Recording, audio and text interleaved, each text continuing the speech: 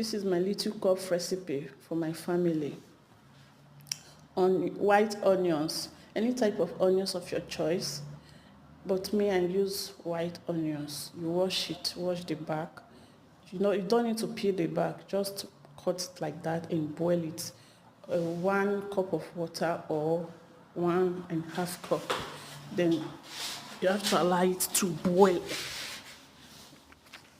and change to the color of this type of color. Then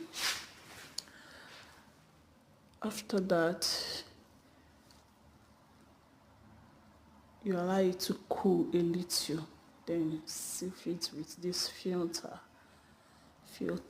and as you can see,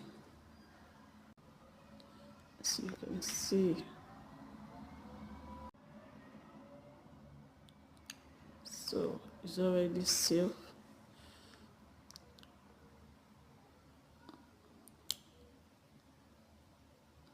Then you have 3 tablespoon of honey and also lemon.